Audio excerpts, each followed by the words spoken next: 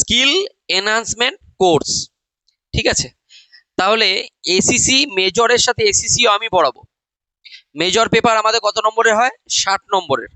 60 নম্বরে কতগুলো মেজর পেপারে টোটাল হয়? 60 নম্বর। 60 নম্বরে 60 নম্বরে কতগুলো আছে? 10 নম্বরের কটা আছে? দুটো, সেটা হলো 20। আচ্ছা, 10-এর পরে আছে 5 নম্বরের কটা আছে? 4টে, সেটা হলো 20। আর 2 নম্বরে কটা আছে? 10টা, তাহলে কত হয়ে গেল? 20, টোটাল 60। এইবারে এসিসি কত নম্বরের হয়? 40 নম্বরের। কত নম্বরের? 40 নম্বরের। 40 নম্বরের এখানে 10 দুটো থেকে যায়, 10 দুটোই থাকে, ঠিক আছে। তাহলে কত হয়ে গেল? 20। 5 দুটো হয়ে যায়, 5 কটা হয়ে যায়? দুটো। এখানে 5 কটা আছে? 4টে। এখানে 5 নম্বরে দুটো হয়, তাহলে হয়ে গেল 10। আর 2 মার্কসের আছে কটা? 2 মার্কসের আছে 5টা, 5 দুগুণে 10। বুঝতে পারলে কি বললাম? তাহলে এই হয়ে গেল এসিসি সিলেবাস। সিলেবাসের নম্বর বিভাজনটা হচ্ছে এটা। বুঝতে পেরেছো কি বললাম? তাহলে এসিসি আর মেজরের সাথে এসিসি টা আমরা পড়বো। এবারে দেখো এসিসি পেপারটা তোমাদের কি আছে, যখন সিলেবাস পাবে সবাই দেখো সিলেবাস এরকমই পাবে। সিলেবাসটা আমি আরো ছোট করে দেখাচ্ছি।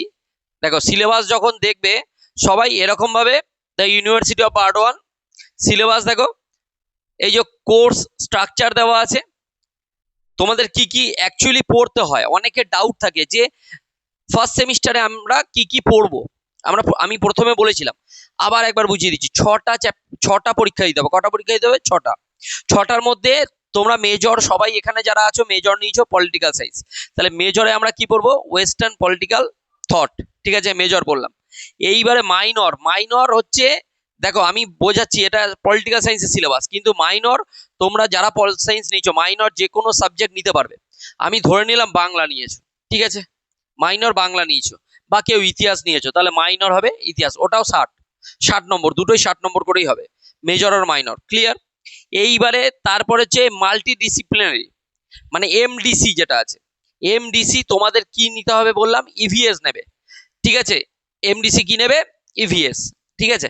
এরপরে নিতে হবে এবিলিটি এনহান্সমেন্ট কোর্স, এটা হচ্ছে কি কম্পালসারি বাংলা আর ইংলিশ। বাংলা আর ইংলিশ থাকে, কিন্তু সবাই কি নেবে তোমরা?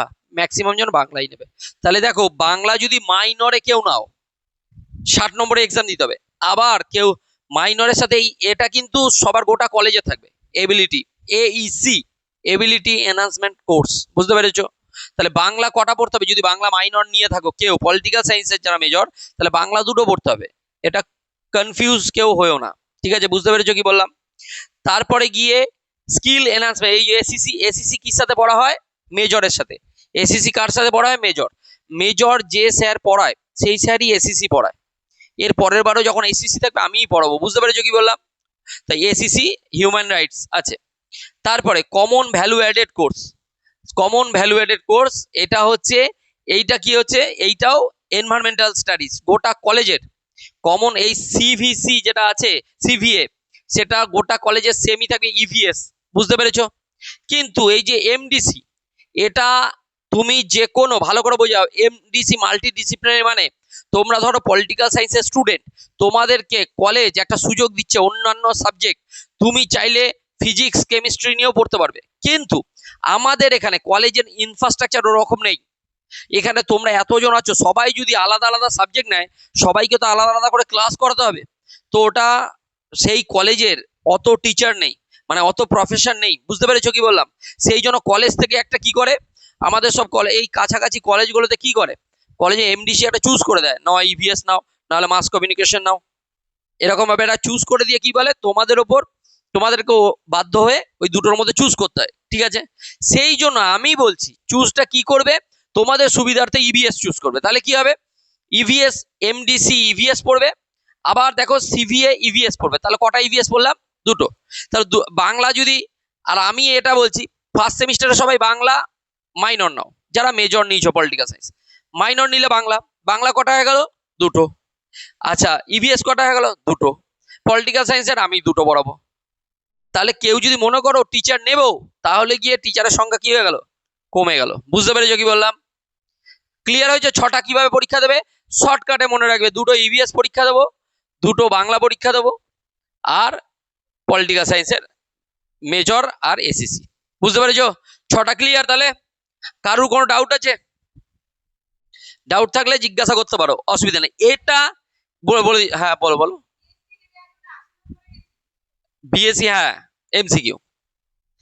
দেখো, ভিএসসি এমসিকিউ হবে, আর এমডিসি এটাও এমসিকিউ হবে।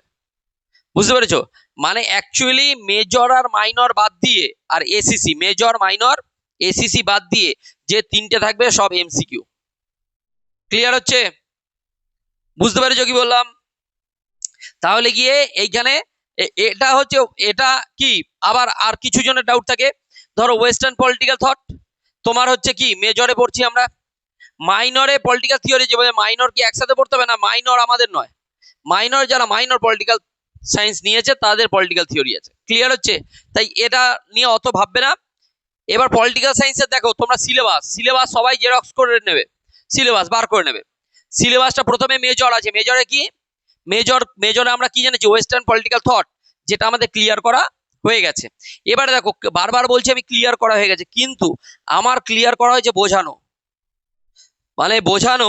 আর দু নম্বরের আর 5 নম্বরের কোশ্চেন ওখান থেকে তোমরা সব কমন পেয়ে যাবে।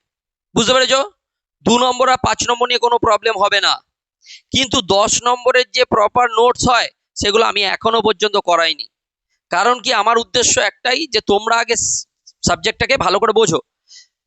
টাইম আমাদের কাছে অফুরন্ত টাইম আছে, পলিটিক্যাল সায়েন্সের মতো ইজি সাবজেক্ট নেই। এত কম পড়ে ভালো নাম্বার পাওয়া যায় তোমরা ধারণা করতে পারবে না, অনেকটাই কম পড়তে হয়। এতদিনে আমাদের প্রায় সিলেবাস শেষ। এবারে এসিসিটা দেখো, এসিসি কি আছে দেখো, পলিটিক্যাল থিওরি মাইনর কোর্স, তারপরে হচ্ছে এমডিসির হিউম্যান রাইটস। এই দেখো, এটা হচ্ছে এসিসি। দেখো, এই এসিসি সিলেবাস এখানেই দেখে নাও। তাহলে এসিসিতে আমরা কি জানছি? এসিসি পেপারটার নাম কি? Human rights education. তাহলে হিউম্যান রাইটস মেনলি, ঠিক আছে? হিউম্যান রাইটস বাংলায় আমরা কি বলবো? মানবাধিকার। ঠিক আছে? তাহলে মানবাধিকার দেখো, এইখানে প্রথম যে মানবাধিকারের চ্যাপ্টার, সেটা দেখো 1 নম্বর যে chapter, meaning of human rights. তাহলে মানবাধিকারের কি হচ্ছে মানে, তোমরা যেহেতু হায়ার স্টাডিজে আছো, মানে এখন স্কুল থেকে বেরিয়ে কলেজে উঠেছো, তাই ইংলিশ টার্মগুলোকে কেউ ভয় পেও না, মানে ওগুলো পড়াই অভ্যেস করো। যার যার এডুকেশন মানে সমস্ত দিকেই তোমাদের কাজে দেবে। ঠিক আছে? মিনিং অফ হিউম্যান রাইটস, মানবাধিকারে কি মানেটা জানবো। দেখো, ভালো করে একটা কথা বোঝো, প্রথমে জানতে মানবাধিকারকে জানার আগে জানো অধিকার কাকে বলবো আমরা? অধিকার বলতে দেখো, আমরা মানে মানুষ যে সুষ্ঠুভাবে রাষ্ট্রের মধ্যে যে সুষ্ঠুভাবে থাকে, শৃঙ্খলাবদ্ধভাবে থাকে, সেই জন্য রাষ্ট্র কি করে? বিভিন্ন আইন মারফত বা সংবিধান মারফত বিভিন্ন টাইপের আমাদের অধিকার ভোগ করার সুযোগ দেয়। বুঝতে পেরেছো? বা ব্যক্তি তার ব্যক্তিত্ব বিকাশের জন্য যেসব সুযোগ সুবিধাগুলো দরকার, সেগুলোকে আমরা কি বলছি? অধিকার। বুঝতে পেরেছো? ক্লিয়ার হচ্ছে? অধিকার মানে রাষ্ট্র আমাদের যে সমস্ত মানে অনেক ধরনের অধিকার দেয়, যেগুলোর দ্বারা আমরা কি করতে পারি? বিকশিত লাভ করতে পারি। ক্লিয়ার হচ্ছে? তাহলে অধিকারের মধ্যে এবার অধিকার আসলো, অধিকারের পরে এবার যদি মানবাধিকার জিজ্ঞাসা করে, অধিকার অনেক টাইপের হয়। প্রাকৃতিক অধিকার কি হতে পারে? কারোর ধারণা আছে প্রাকৃতিক অধিকার কি? কোনগুলোকে আমরা প্রাকৃতিক অধিকার বলবো? আমরা জন্মেছি, এটাই প্রাকৃতিক অধিকার। আমাদের হাতে আছে আমাদের জন্মটা। ভালো করে বোঝো, জন্মটা কি আমাদের হাতে আছে?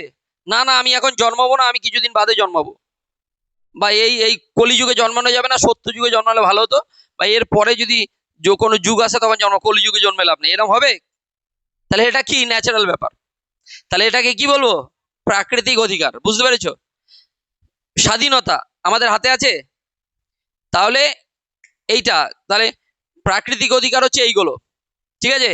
জীবনের অধিকার, স্বাধীনতার অধিকার, এগুলো কি প্রাকৃতিক অধিকার।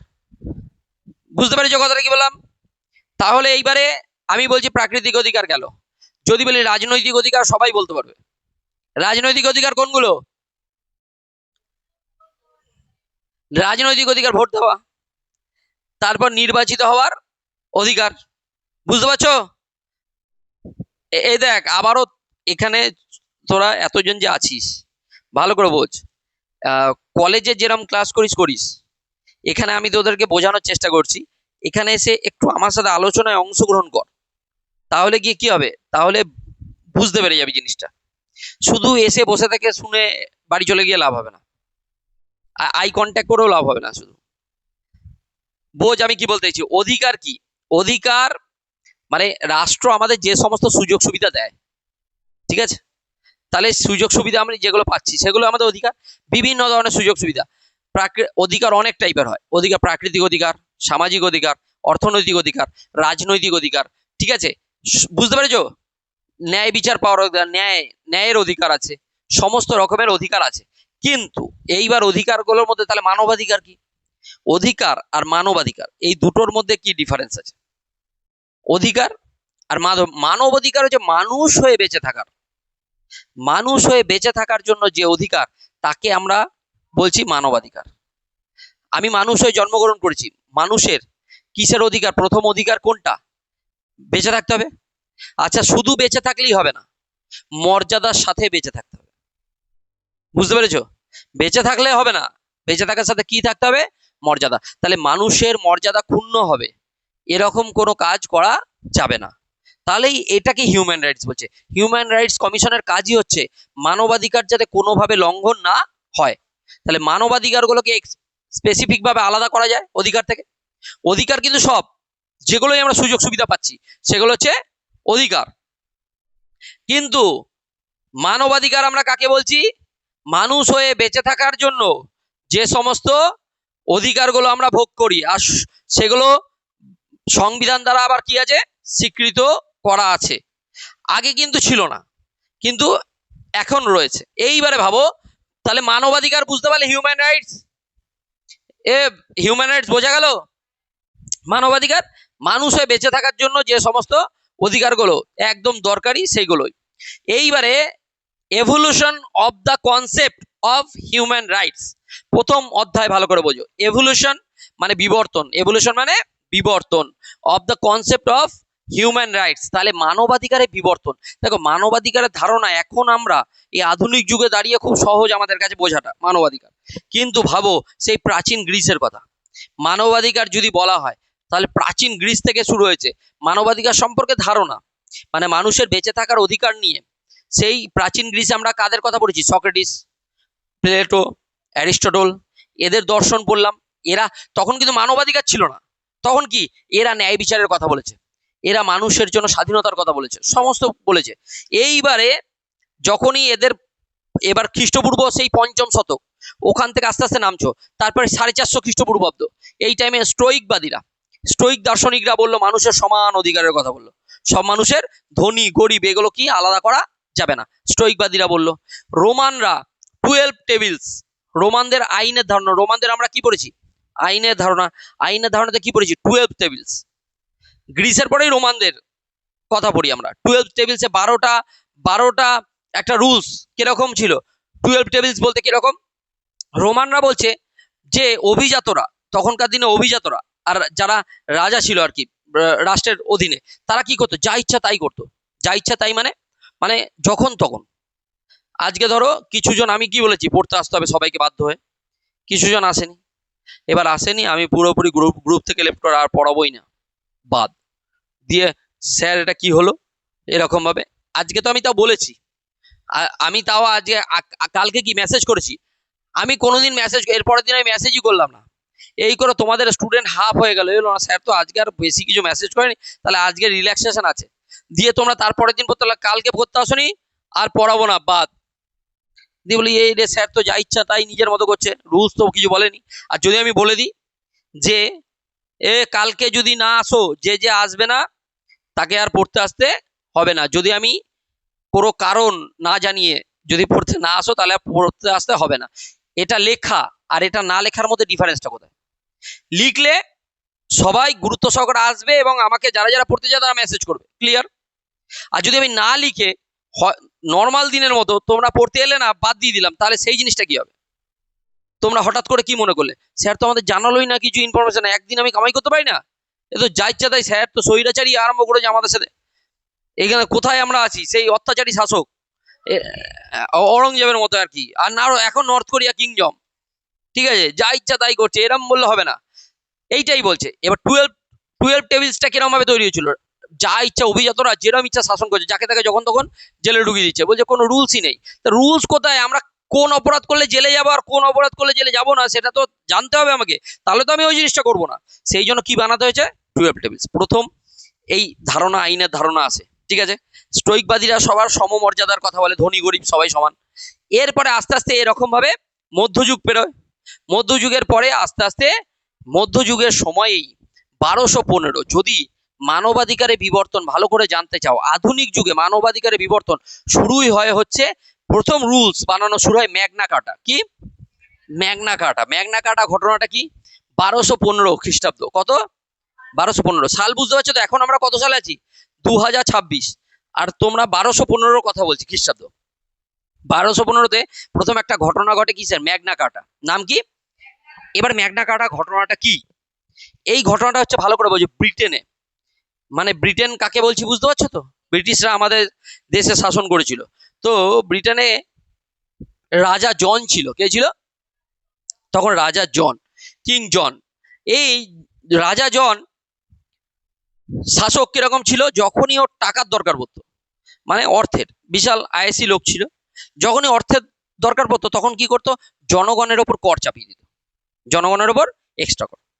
আমার 10 টাকা দেখছি, আমার রাজকোষ ফাঁকা হয়ে যাচ্ছে, আজ থেকে কাল থেকে পরের মাস থেকে 12 টাকা করে কর দিতে, মানে তোমাদের উপর যদি 500 টাকা মাইনে, আমি যদি এখন পরের মাস থেকে আবার 550 করে দিই, মাস বাড়বে, আচ্ছা 510, 520, এরকম মাইনে বাড়তেই থাকবে।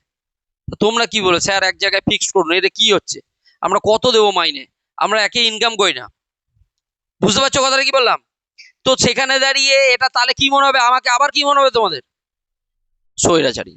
তাহলে এইবার রাজা জনের বিরুদ্ধে, এবার দেখ, রাজা জন তো একা, তো সবার কাছে কর তুলতে যাচ্ছে না, কাদের মাধ্যমে কর তুলছে? সামন্ত। বিভিন্ন জায়গায় বিভিন্ন সামন্ত রাখা আছে, ঠিক আছে, অভিজাত শ্রেণী আছে, তো তাদের উপর সমস্যা হচ্ছে, তাদেরকে তো সবার সামনে যে চাইতে হচ্ছে, রাজা বাড়ি দিচ্ছে, কর দিতে হবে।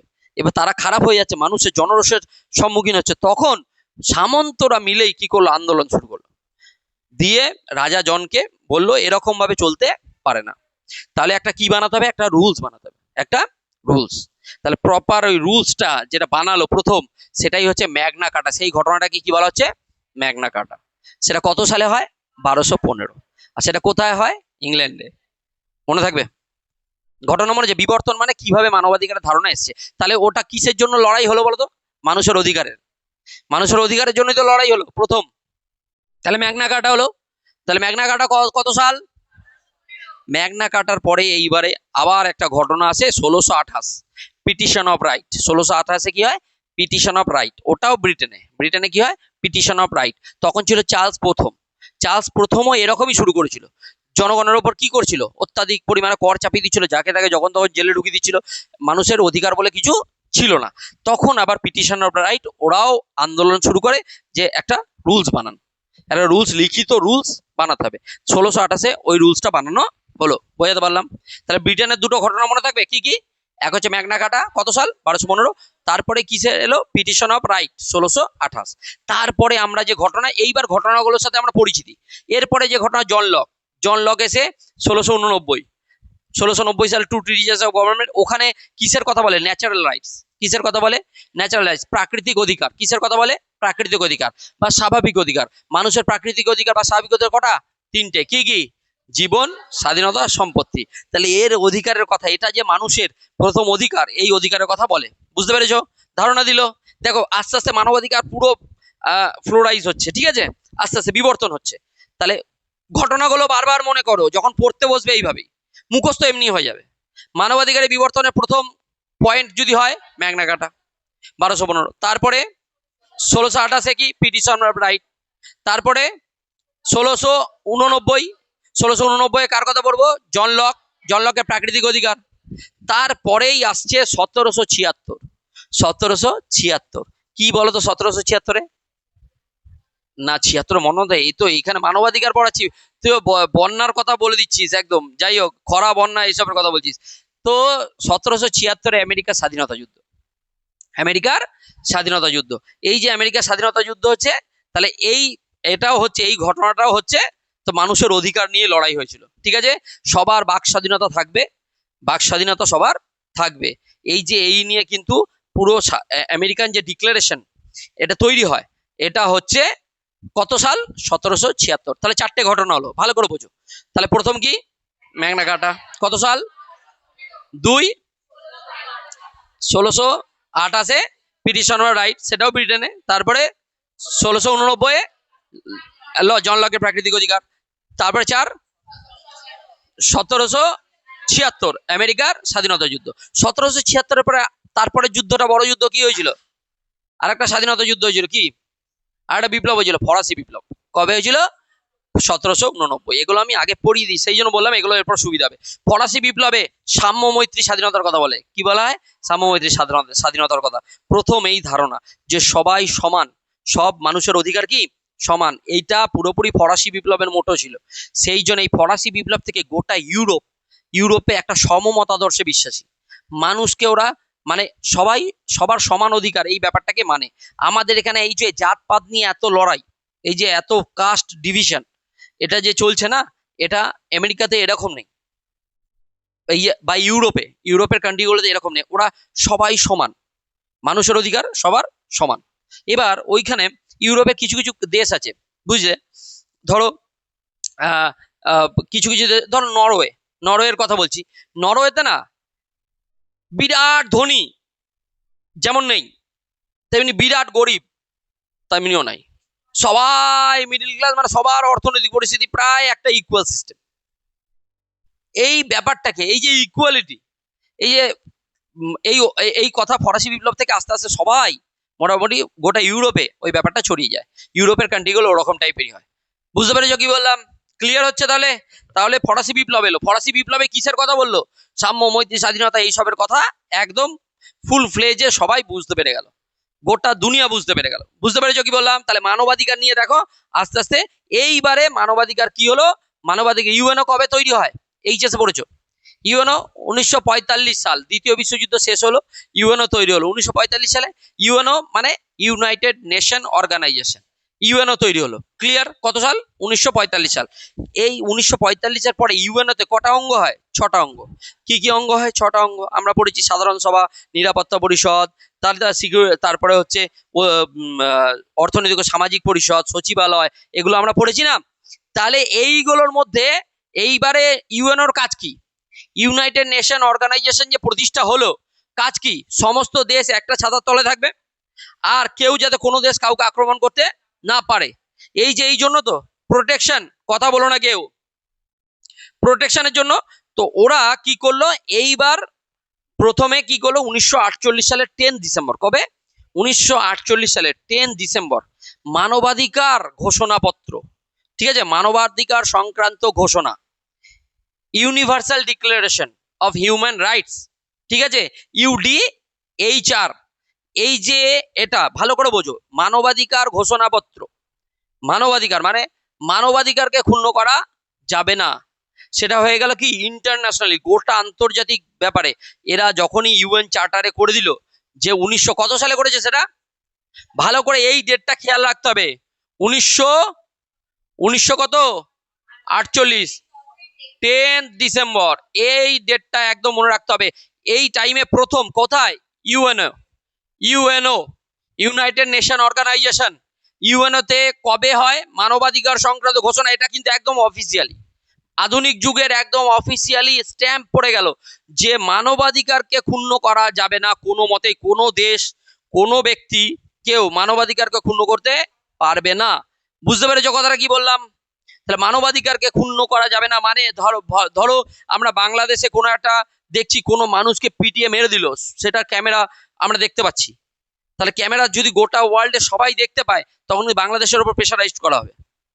এটা অধিকার সবার আছে যে মানবাধিকারকে ক্ষুণ্ণ করা হচ্ছে, ওরকম ভাবে পিটিয়ে মেরে, এটা মানুষের অধিকার আছে, তার জন্য আইন আছে, ল আছে, তাকে ওরকম ভাবে কোনো এরকম ভাবে মারা যেতে পারে না, এটা মানুষের অধিকার। বুঝতে পেরেছো কথাটা? বেঁচে থাকাটা প্রত্যেক মানুষের অধিকার। ভুল করে মানুষ, ভুল করছে, কিন্তু তাকে কি ওরকম ভাবে না, তাকে আইন হিসাবে সাজা দিতে হবে। এই যে ব্যাপারগুলো, বুঝতে পেরেছো কথাটা কি বললাম? তাহলে গিয়ে প্রথম আইন তৈরি হলো, মানে একদম আন্তর্জাতিক স্তরে, universal declaration of human rights. তাহলে কি 1900 কত সাল? 1948 10 ডিসেম্বর। কলেজে যখনই পড়ানো শুরু করবে প্রথম এই যে মানবাধিকার যে ডিক্লারেশন, ঘোষণাপত্র কবে তৈরি হয়? 1948 10 ডিসেম্বর। সেটা কোথায়? ইউএনওতে। কোথায়? ইউএনওতে, ইউনাইটেড নেশনে। ক্লিয়ার হচ্ছে? তাহলে ইউনাইটেড নেশন ওটাকে করে দেওয়া মানেই সব দেশকে মানতে হবে। বুঝতে পেরেছো? সব দেশ মানতে মানতে মানতে মানতে এইবার ভারতের পালা এসছে। ভারতে তাহলে কবে অফিসিয়ালি এই মানবাধিকার নিয়ে নড়ে চড়ে বসে? সেটা হচ্ছে 1993। কবে? 1993 মানবাধিকার কমিশন, জাতীয় মানবাধিকার কমিশন গঠন করা হয়। ভারতে কবে আসে? 1993 কি জাতীয় মানবাধিকার কমিশন তৈরি করা হয়। ভারতে জাতীয় মানবাধিকার কমিশন কবে তৈরি করা হয়? 1993 12ই অক্টোবর। অ্যাকচুয়ালি তাও একবার ডেটটা দেখে নেবে, 12ই অক্টোবর। বুঝতে পেরেছো কথাটা কি বললাম? তাহলে এই দুটো ডেট খেয়াল থাকবে, খেয়াল থাকবে। তাহলে বলো, মানবাধিকার ঘোষণা ইউএনও কত সাল? 1948 10 ডিসেম্বর। ঠিক আছে। আর জাতীয় মানবাধিকার কমিশন 1993 12ই অক্টোবর। অসুবিধা আছে? ঠিক আছে, চেক করা হয়ে গেছে। আচ্ছা ঠিক আছে, কোনো অসুবিধা নেই। তাহলে গিয়ে জাতীয় মানবাধিকার কমিশন ক্লিয়ার হলো। তাহলে এই দুটো আমরা জেনে গেলাম। তাহলে মানবাধিকার নিয়ে আমাদের এখানে বিবর্তন আমরা বুঝতে পেরে গেলাম যে মানবাধিকারের বিবর্তন কিভাবে এলো। ক্লিয়ার হচ্ছে? তাহলে আবার বলি, মানবাধিকারের বিবর্তন বলতে গেলে প্রথমে আমরা সূচনাতে কি লিখবো? মানবাধিকার কাকে বলে হলো। মানবাধিকার কাকে বলে লেখার পরেই একটু ধরো ডিটেলস দিলাম যে কোথা থেকে প্রাচীন মানবাধিকারের বিবর্তনটা আজ থেকে শুরু হয়নি। কবে থেকে শুরু হয়েছে? সেই প্রাচীন গ্রিস থেকেই, কিন্তু সেটা অফিসিয়ালি নয়। প্রাচীন গ্রিসে সক্রেটিস, প্লেটো, অ্যারিস্টটলের উক্তি থেকে কিছু জানা যায়। তারপরে কি আছে? তারপর রোমানদের 12 টেবিলস। ঠিক আছে। তারপরে কি জানলাম? স্টোইকবাদীদের সবাই সমান, স্টোইক দর্শন থেকে জানতে পারি। এরপরে এসে 1215-তে প্রথম অফিসিয়ালি 1215-তে কি হয়? ম্যাগনা কার্টা। এটা হচ্ছে প্রথম পয়েন্ট। প্রথম পয়েন্ট কি হবে? ম্যাগনা কার্টা। ম্যাগনা কার্টা নিয়ে অসুবিধা আছে? গল্প, ম্যাগনা কার্টা কি জিনিস বোঝা গেছে? ব্রিটেনে একজন ছিল, ইংল্যান্ডে কি রাজা জন। রাজা জন কি করতো? রাজা জন অত্যাচারী শাসক। ও যখন তখন যা ইচ্ছা কর চাপিয়ে দিত জনগণের ওপর। তখন কি করলো জনগণ? তো এবার সামন্তরা দেখছে তো অসুবিধা, তো সামন্তরা মিলে সবাই রাজাকে কি করো, প্রেশার দিল, চাপ দিল, না একটা রুলস বানাতে হবে। সেই যে প্রথম রুলস বানানো হয় সেটাই হচ্ছে কি? ম্যাগনা কার্টা। মানুষের অধিকার নিয়ে প্রথম কি তৈরি হয়? প্রথম রুলস তৈরি হয়, রেগুলেশন তৈরি হয়। এটাকেই বলা হচ্ছে কি? ম্যাগনা কার্টা। বুঝতে পারলাম? প্রথম ঘটনা। তাহলে ম্যাগনা কার্টার পরে দ্বিতীয় ঘটনা কি? কারো মনে আছে? Petition of rights. কত সাল? 1648। 1648, 1628, ঠিক 1628। তাহলে কত কত? 1628। আমার শুধু ওয়েস্টফেলিয়া চুক্তি বলি না, 1600 বললেই ওই 48-এ চলে যায় ওয়েস্টফেলিয়া চুক্তিতে। যাই হোক, হ্যাঁ 76-এ মন্বন্তরের মতো হয়েছে। 1628, 1628-এ কি হয়েছে? Petition of rights. সেটা ব্রিটেনের চার্লস প্রথম ছিল তখন। এখানে রাজা জন ছিল, ওখানে চার্লস প্রথম ছিল। তাহলে দুটো হলো। 3 নম্বরে কি? জন লকের 1689 জন লকের কিসের ধারণা? প্রাকৃতিক অধিকার। হয়ে গেল। জন লকের মধ্যে প্রাকৃতিক অধিকার কটা? 3টে। জীবন, স্বাধীনতা, সম্পত্তি। ঠিক আছে, হয়ে গেল। জন লকের পরে 1689 পরে কত? 1776। এইভাবেই মনে রাখতে হয় সাল। তাহলে পরপর পরপর যাচ্ছে, বুঝতে পারবে। 1215, 1628, তারপরে 1689, তারপরে 1776, 1776 আমেরিকার স্বাধীনতা যুদ্ধ, তারপর 1776 পরে 1789, 1789 ফরাসি বিপ্লব, 1789 এর পরে 1948। ঠিক আছে। UNO, universal declaration. ঠিক আছে, কি নিয়ে? মানবাধিকার, মানবাধিকার নিয়ে। বুঝতে পেরেছো কি বললাম? হিউম্যান রাইটস নিয়ে। তাহলে মানবাধিকার সংক্রান্ত ঘোষণা, ঠিক আছে, সম্মিলিত জাতিপুঞ্জে কবে হয়? 1948। আচ্ছা, ইউএনওর বাংলা হচ্ছে সম্মিলিত জাতিপুঞ্জ। ঠিক আছে। না না স্যার তো ইউএনও বলেছিল, আমরা সম্মিলিত জাতিপুঞ্জ নতুন ওয়ার্ড এরকম করবে না কেউ। তো সম্মিলিত জাতিপুঞ্জের কি মানবাধিকার সংক্রান্ত ঘোষণা কবে হয়? 1948 10 ডিসেম্বর। বারবার বলছি এইগুলোই ধরবে। যদি যদি তোমাদের এমনি প্রশ্ন ধরে, এগুলোই মেন প্রশ্ন। তারপরে ভারতে কবে তৈরি হয় জাতীয় মানবাধিকার কমিশন? 1993 12ই অক্টোবর। অসুবিধা আছে? পারা যাবে তাহলে? তাহলে বিবর্তন হলো, কিভাবে মানবাধিকারের ধারণা এলো আজকে তোমরা সেই জন্য তোমাদের সিলেবাসে আছে, আর তোমরা পড়ছো মানবাধিকার নিয়ে, পড়তে হবে মানুষের অধিকার নিয়ে। ক্লিয়ার?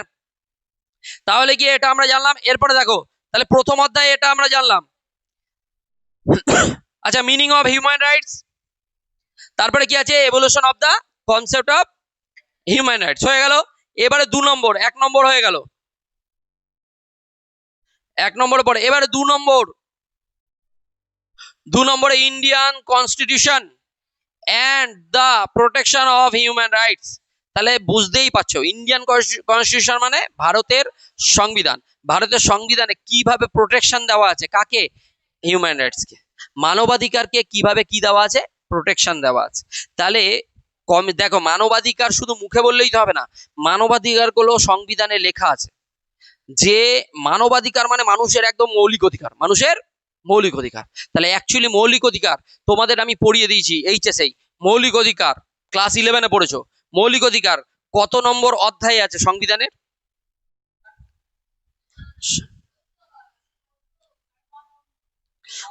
আচ্ছা, তোমাদের আবার একটু সংবিধানটা রিমাইন্ড করে দিই, শোনো ভালো করে, সবাই ভালো করে শোনো, সংবিধানটা রিমাইন্ড করে দিই। ভারতের সংবিধান কবে তৈরি হয়?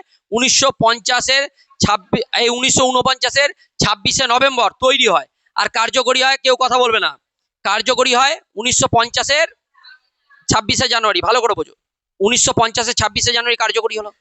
সংবিধান তৈরি হলো, সংবিধানে মূল সংবিধানে কতগুলো আর্টিকেল ছিল? 395টা আর্টিকেল। কতগুলো আর্টিকেল? 395টা। পার্ট ছিল কতগুলো? কতগুলো পার্ট ছিল? 22টা পার্ট ছিল, মানে 22টা অধ্যায়। কটা অধ্যায়? 22টা অধ্যায়। তাহলে 22টা অধ্যায় ছিল, আর কত শিডিউল ছিল? 8টা শিডিউল ছিল। এইবার 395টা আর্টিকেল এখন বেড়ে গেছে, 448 পেরিয়ে গেছে, বুঝতে পেরেছো? এইবারে দাঁড়িয়ে পার্ট 22টা থেকে 25টা হয়ে গেছে, আর শিডিউল 8টা থেকে বেড়ে 12টা হয়ে গেছে। এইগুলো আমরা জানি কনস্টিটিউশনে, ঠিক আছে? এবার কতগুলো পার্ট বললাম? 22টা পার্ট, মানে 22টা অধ্যায়। একটা সংবিধানের বই কতগুলো চ্যাপ্টার? 22টা। 22টা। প্রথম চ্যাপ্টারের নাম কি? প্রথম চ্যাপ্টার ভারতীয় ইউনিয়ন ও তার ভূখণ্ড, 1 থেকে 4 নম্বর আর্টিকেল। কত? 1 থেকে 4 নম্বর। তারপরে 1 থেকে 4 নম্বর, 1 থেকে 4 নম্বর আর্টিকেল হচ্ছে প্রথম অধ্যায়, 1 নম্বর অধ্যায় হয়ে গেল। 2 নম্বর অধ্যায় কত থেকে শুরু হবে? 5 থেকে 11, এটা হচ্ছে 2 নম্বর অধ্যায়। এই 2 নম্বর অধ্যায়ের নাম হচ্ছে নাগরিকতা, ক্লাস 11-এ পড়েছো, সিটিজেনশিপ। আচ্ছা, 3 নম্বর অধ্যায়টা কত থেকে শুরু হবে? 12 থেকে 35, এইটা 3 নম্বর অধ্যায়, মানে তৃতীয় অধ্যায়, সংবিধানের তৃতীয় অধ্যায়। সংবিধানের তৃতীয় অধ্যায়ে 12 থেকে 35 নম্বর আর্টিকেলে কি লেখা আছে? মৌলিক অধিকার। কি লেখা আছে? মৌলিক অধিকার, মানে আমাদের অধিকারগুলো আছে। মানে মৌলিক অধিকার মানে যেটা একদম গুরুত্বপূর্ণ, বুঝতে পেরেছো? মানে আমাদের প্রত্যেকের দরকার মৌলিক অধিকার, এগুলোকে কেউ ক্ষুণ্ণ করতে পারবে না। এগুলোকে এটা যদি কেউ ক্ষুণ্ণ করে, তাহলে তুমি সুপ্রিম কোর্টে দ্বারস্থ হতে পারবে, বুঝতে পেরেছো? নর্মাল অধিকার, ওই অধিকারগুলো জানা খুব দরকার। কত থেকে কত? 12 থেকে 35। তাহলে 12 থেকে 35-এর মধ্যে কটা মৌলিক অধিকার আছে? 6টা। কটা আছে? 6টা। কিন্তু আগে ছিল 7টা। মূল সংবিধানে কটা ছিল? 7টা। সম্পত্তির অধিকারকে অ্যাবলিশ করা হয়েছে, সমস্যার জন্য সম্পত্তির অধিকারকে মৌলিক অধিকার থেকে বাদ দিয়ে লিগ্যাল রাইটসে রাখা হয়েছে। ক্লিয়ার হচ্ছে? তাহলে 6টা আমাদের মৌলিক অধিকার কি কি আছে? 1, সাম্যের অধিকার। 1, সাম্যের অধিকার, মানে সবাই সমান। 2, স্বাধীনতার অধিকার। 2, স্বাধীনতার অধিকার। 3, শোষণের বিরুদ্ধে অধিকার, কাউকে শোষণ করা যাবে না, বেকার খাটানো যাবে না। 3 নম্বর শোষণের বিরুদ্ধে অধিকার। 4 নম্বর ধর্মীয় স্বাধীনতার অধিকার। ধর্মীয় স্বাধীনতার অধিকার, সব ধর্মের সমান অধিকার। তারপরে হচ্ছে 5, শিক্ষা ও সংস্কৃতি বিষয়ক অধিকার। শিক্ষা ও সংস্কৃতি বিষয়ক অধিকার। আর 6 হচ্ছে সাংবিধানিক প্রতিবিধান অধিকার। বুঝতে পেরেছো? এই 6টা মৌলিক অধিকার। তাহলে এই মৌলিক অধিকারগুলোকে কি করতে পারবে না কেউ? ক্ষুণ্ণ করতে পারবে না। তাহলে এই মৌলিক অধিকারগুলো সংবিধানে যেহেতু লিপিবদ্ধ করা হয়েছে, তাহলে অ্যাকচুয়ালি এগুলোর দ্বারা মানবাধিকারকে প্রোটেক্ট করা হয়েছে। বুঝতে পেরেছো কথাটা কি বললাম? তাহলে যদি এই প্রশ্নটা আসে, Indian constitution and the protection of human rights, তাহলে তোমরা পারবে তো যে হিউম্যান মানবাধিকারকে সংবিধানে কোন কোন আর্টিকেলের মাধ্যমে প্রোটেকশন দেওয়া হয়েছে আমরা তো লিখতে পারবো। মৌলিক অধিকার লিখলেও হবে। মৌলিক অধিকারের পরে কি আছে? ডিপিএসপি। পার্ট 4-এ কি আছে? DPSP, directive principal of state policy. তাহলে ডিপিএসপি কত থেকে কত? 36 থেকে 51। তাহলে এখানেও মৌলিক অধিকার 2-1টা দেওয়া রয়েছে। এবার কিছু কিছু জায়গায় মৌলিক অধিকার আমাদের কিছু কিছু, মানে যেগুলো মানবাধিকারকে রক্ষা করা যায় সেখানে সংবিধানে আছে, সেইগুলোকে আর্টিকেলগুলোকে আমরা কি করব? তুলে ধরবো। মেনলি কোন আর্টিকেলগুলো কাজে দেবে? 12 থেকে 35। মনে থাকলো? 12 থেকে 35-এ কটা মৌলিক অধিকার আছে? 6টা। কি কি অধিকার? সাম্যের অধিকার, স্বাধীনতার অধিকার, শোষণের বিরুদ্ধে অধিকার, ধর্মীয় স্বাধীনতার অধিকার, শিক্ষা ও সংস্কৃতি বিষয়ক অধিকার, সাংবিধানিক প্রতিবিধান অধিকার। হবে? তাহলে বোঝা গেল দ্বিতীয় অধ্যায়। দ্বিতীয় অধ্যায় কি আছে বলতে পারবে তো? এইবারে আসো 3 নম্বর অধ্যায়। 3 নম্বর অধ্যায় কি আছে? National human rights. মানে ন্যাশনাল মানে কি? জাতীয়। হিউম্যান রাইটস মানবাধিকার। জাতীয় মানবাধিকার কমিশন। জাতীয় মানবাধিকার কমিশন কবে তৈরি হয়? 1993, 12ই অক্টোবর। জাতীয় মানবাধিকার কমিশনের কম্পোজিশন অ্যান্ড ফাংশনস। তাহলে জাতীয় মানবাধিকারের আমরা কি পড়বো? কম্পোজিশন পড়বো, কিভাবে গঠন হয়েছে আর কি কি কাজ করে, কিভাবে গঠন হয়েছে, গঠন ও কার্যাবলী। তাহলে জাতীয় মানবাধিকার কমিশনের গঠন ও কার্যাবলী আমরা জানবো। বুঝতে পেরেছো? এটা তো যে মানবাধিকার কমিশন কিভাবে গঠন হয়েছে, মানবাধিকার কমিশনে যে সব সবাই কাদের কাদের রাখা হয়েছে, সুপ্রিম কোর্টের বিচারপতি থেকে শুরু করে বড় বড় পদাধিকারী, ওদেরকে সব মানবাধিকার কমিশনে কি হয়েছে? রাখা হয়েছে। ক্লিয়ার হচ্ছে? ওরাই চেয়ারপারসন। ক্লিয়ার হচ্ছে? ওগুলো আমি ডিটেলসে আবার যখন লেখাবো একটাই নোটস হবে, ওতেই সব জানতে পেরে যাবে। ক্লিয়ার? তারপরে human rights movements. Human rights movement in India.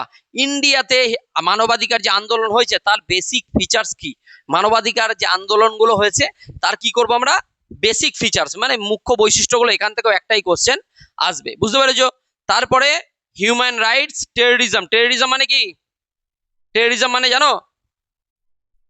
সন্ত্রাস। টেররিজম মানে সন্ত্রাসবাদ and counter terrorism inter relationship. তাহলে তাহলে আমাদের সন্ত্রাসবাদের যে সন্ত্রাসবাদের সাথে মানবাধিকার, ভালো করে বোঝো, মানবাধিকারের সাথে সন্ত্রাসবাদ ওতপ্রোতভাবে জড়িত। কেন? ভালো করে বোঝো, সন্ত্রাসবাদ কাদের বলে? সন্ত্রাসবাদী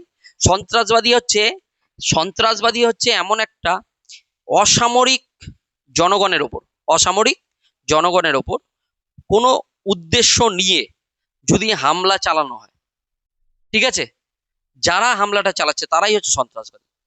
বুঝতে পারছো? কোনো একটা উদ্দেশ্যকে সামনে রেখে, রাজনৈতিক উদ্দেশ্য, কোনো একটা উদ্দেশ্যকে সামনে রেখে কিছু অসামরিক জনগণের ওপর হামলা চালানো, এটাই হচ্ছে সন্ত্রাসবাদ। অসামরিক জনগণ কারা? আমরা। আমাদের কাছে দেখো কোনো হাতিয়ার নেই। বুঝতে পেরেছো কথাটা কি বললাম? তাহলে সাধারণ মানুষের ওপর যে, ভালো করে বোঝো, ইসরায়েলের সাথে কার? ইউক্রেনের যুদ্ধ হচ্ছে। ইসরায়েল একটা বোম মারলো, তাহলে কি শুধু ইরানের যারা আর্মি তারাই মারা যাবে? বুঝতে পেরেছো কথাটা কি বললাম? পাকিস্তান যখন আমাদের দেশে অ্যাটাক করে, তা যে যখন অ্যাটাক করেছিল কত সাধারণ মানুষকে মেরেছিল। বুঝতে পেরেছো কথাটা কি বললাম? এইটাকে বলা হচ্ছে সন্ত্রাসবাদ। তা সন্ত্রাসবাদের সাথে মানবাধিকার থেকে ওতপ্রোতভাবে জড়িত। সন্ত্রাসবাদীরা মানুষকে দেখে না, মানুষকে যখন তখন মেরে দেয়। মানে সাধারণ মানুষকে মেরে দিচ্ছে, কোনো দোষ নেই তার, তাও তো মেরে দিচ্ছে। তাহলে এটা তো একদম মানবাধিকারকে কি করছে? লঙ্ঘন করছে। তাই জন্য বলছে সন্ত্রাসবাদের সাথে এইটা কিভাবে তাহলে সন্ত্রাসবাদকে আটকানো যেতে পারে? Counter terrorism. তাহলে সন্ত্রাসবাদকে আটকানোর জন্য ভারতে আমরা কি কি ব্যবস্থা গ্রহণ করেছি? সন্ত্রাসবাদকে বা গোটা দেশ ইন্টারন্যাশনালি সন্ত্রাসবাদকে আটকানোর জন্য কাউন্টার টেররিজম কি অ্যাক্ট করা হয়েছে? বুঝতে পেরেছো কথাটা কি বললাম? অনেক কিছু অ্যাক্ট মানে চালু করা হয়েছে, যেগুলো দ্বারা কি সন্ত্রাসবাদ, তুমি বাড়িতে যদি তোমার বন্দুক পাওয়া যায় তাহলে তোমাকে ধরে অ্যারেস্ট করে নিয়ে গেল। বুঝতে পেরেছো? মানে সন্ত্রাসবাদী অ্যাক্টিভিটি, কোন লাইসেন্স ছাড়া বন্দুক রেখেছো। যেমন সঞ্জয় দত্তকে দেখো, ওই টেররিজমের একটাই তো নিয়ে যায়, ঠিক আছে, টাডাতে মনে হয় ধরেছিল, টাডা অ্যাক্টে। তো আমি সব এই অ্যাক্টগুলো বলবো, বোঝাবো, চাপ নেই। বুঝতে পেরেছো কথাটা কি বললাম? তাহলে গিয়ে এই হচ্ছে এই পাঁচটাই হচ্ছে কি চ্যাপ্টার। 5টা চ্যাপ্টার থেকে কটা বড় কোশ্চেন আসবে? 2টো 10 নম্বরের আর 2টো 5 নম্বরের। বুঝতে পেরেছো কি বললাম? তা 2টো 10 নম্বরের মধ্যে ভালো করে বুঝে নাও, 1টা 2টো 3টে 4টে 5টা চ্যাপ্টার থেকে 5টা বড় কোশ্চেন হয়। তাহলে 5টা মিনিমাম বড় কোশ্চেন, আর যদি 2টো তুমি বাড়িয়ে নাও এক্সট্রা, তাহলে 5 আর 2 7টা বড় কোশ্চেনের মধ্যে কটা আসবে? 2টো। আমি আরো একটা বাড়ি দিলাম, 8টাই বড় কোশ্চেন হয়। 8টা বড় কোশ্চেনের মধ্যে 2টো বড় কোশ্চেন আসবে। কিন্তু আগের বারে কটা পড়ে গেছে? 2টো বড় কোশ্চেন আসার জন্য কটা কোশ্চেন দেবে তোমাদের? 4টে। তাহলে আগের বারে 4টে পড়ে গেছে, ওই 4টে নিশ্চয়ই রিপিট দেবে না। তাহলে ওই 4টেকে বাদ দিয়ে তোমার যে কোশ্চেন কটা আর পড়ে থাকবে? বুঝতে পেরেছো কথাটা কি বললাম? সাজেশন আমার কাছে পড়লে সাজেশনের জন্য আমার কাছে পড়ার কোনো ব্যাপার নেই। সাজেশন তোমরা নিজেরাই করতে পারবে। আগের বছর কোশ্চেনটা নেবে, সাজেশন এমনি হয়ে যাবে, ওগুলো নিয়ে অসুবিধা নেই। রিপিট যদি করেও একটা দুটো রিপিট করলো, দুটো তো দেবে, আমার তো দুটোই দরকার। বুঝতে পেরেছো? তাহলে আমরা কি, আমাদের কাছে অফুরন্ত টাইম আছে আমরা বুঝে বুঝে পড়ার জন্য। আবারও বলে দিচ্ছি, এখন প্রথম দিকটা সবাই বোঝানোর চেষ্টা করবে, অনেকে বোঝানোর চেষ্টা করবে, কিন্তু এই বোঝানোটা কন্টিনিউ কেউ করবে না। কন্টিনিউ যদি বুঝে পড়াশোনা, ফার্স্ট সেমিস্টারে যতটা ইজি মনে হচ্ছে, থার্ড ফোর্থ সেমিস্টার ফিফথ সেমিস্টারে যে 4টে পেপার হয়ে যাবে মেজর, এখন একটা মেজর পেপার হেলে দুলে আমরা পড়বো, ব্যাস শেষ হয়ে গেছে। আমি কেন এত তাড়াতাড়ি শেষ করছি? আমি তোমাদের অভ্যেসটাকে করেই দিচ্ছি, তোমাদের মেজর পেপার শেষ, আমি অভ্যেসটা করেই দিচ্ছি। 1 মাসে যদি একটা পেপার শেষ হয়ে যায়, তাহলে 4 মাস লাগবে 4টে পেপার শেষ করতে। আর বন্ধু বান্ধবদের হাল দেখবে, পরীক্ষার 1 সপ্তাহ আগেও তাকে নোটস লিখতে যাচ্ছে। কেন? কারণ স্যার জানে নোটস লেখা আমার কমপ্লিট, মানে আমার কাছে আর পড়তে আসবে না। বুঝতে পেরেছো কথাটা কি বললাম? এই একটা ব্যাপার, এটা একটা থিওরি কাজ করে, কিন্তু আমি ওইসব থিওরি মানি না। যাই হোক, তোমরা ভয় পেও না। আচ্ছা, আজকে সরস্বতী, বুঝতে পারছো? বোঝা যাচ্ছে তো? আর ও সুইটি, তাই তো? সুইটি, বুঝতে পারছিস? সরস্বতী, এত সিরিয়াস মুড কেন? মাথা ব্যথা করছে? আইরে যা, এত শোনা, এত শোনা অভ্যেস নেই, প্রথম প্রথম মাথা যন্ত্রণা করবে। ও তো এমনি শরীরটা খারাপ, ভয়ে এসছো মানে, আমি ওরকম বলেছি বলে নাকি? ওই জন্য নয় তো, ইচ্ছা করে এসছো তো? ঠিক আছে, চাপ নেই, চিন্তা নেই। একদম বলতে পারবি আমাকে যে মাথা ব্যথা করছে, দেখ আমি তোদেরকে একটা কথা বলি, আমি এই দিক থেকে খুব একদম মানে নমনীয় ব্যবহার করবো আর কি। কারু মাথা ব্যথা করছে, পেট ব্যথা, কারু যদি কোনো প্রবলেম হয়, তোরা আমাকে বলে বাড়ি যেতে পারবি, কোনো অসুবিধা নেই। যে সেই একদম কিং জমে শাসন হচ্ছে এরকম একটা ব্যাপার নয়। বুঝতে পেরেছিস? শুধু বোঝানোর টাইমে কথা না বললেই হলো, কনসেন্ট্রেট করবি। তাহলে বুঝতে পারলি হিউম্যান রাইটস সিলেবাস বোঝা গেল? তাহলে কি কি পড়বো? মেনলি যে কোশ্চেন গুলো আসে, সেই কোশ্চেন হচ্ছে প্রথমেই দেখে নাও, মেন কোশ্চেন হচ্ছে ন্যাশনাল হিউম্যান রাইটস কমিশন, জাতীয় মানবাধিকার কমিশনের মানে গঠন ও কার্যাবলী। এটা 10-এ না, এর 10-এ যদি আগের বার এসে এইবার 5-এ আসবেই, বা 10-এও ঘুরিয়ে আবার দেয়। বুঝতে পেরেছো? হিউম্যান রাইটস এর সংবিধানে কি কি ব্যবস্থা নেওয়া হয়েছে, সংবিধানের আর্টিকেল গুলো, এটার একটা কোশ্চেন আছে। এই দুটো কোশ্চেন মেন কোশ্চেন, মনে রাখো। আর হচ্ছে এভলিউশন, মানবাধিকার কিভাবে কি হয়েছে, বিবর্তন হয়েছে, মানবাধিকার মিনিং, ওটা পড়ে নেবো। অর্থ আর প্রকৃতি একটা বড় কোশ্চেন। আর এখান থেকে কি আছে, প্রথম চ্যাপ্টার থেকে এভলিউশন, দুটো কোশ্চেন। দ্বিতীয় চ্যাপ্টার থেকে একটাই কোশ্চেন, সংবিধানে কি কি ব্যবস্থা নেওয়া হয়েছে, 3টে হলো। ন্যাশনাল হিউম্যান রাইটস একটাই কোশ্চেন, 4টে কোশ্চেন হলো। Human rights movement in India, আন্দোলন থেকে একটাই কোশ্চেন, 5টা। আর হিউম্যান রাইটস টেরোরিজম থেকে একটা কোশ্চেন, 6টা। আর একটা ঘরানা আছে মানবাধিকারের, 3টে ঘরানা আছে, ওই ঘরানার একটা কোশ্চেন করলেই ওই 7-8টাই কোশ্চেন, খুব বেশি নয়। মানবাধিকার খুব তাড়াতাড়ি শেষ হয়ে যাবে। ঠিক আছে, পারবে তাহলে তোমরা? অসুবিধা নেই? মানবাধিকার নিয়ে ডাউট আছে? তাহলে এবারে কলেজে যে উত্তর দেওয়া শুরু করো, তাহলেই হবে।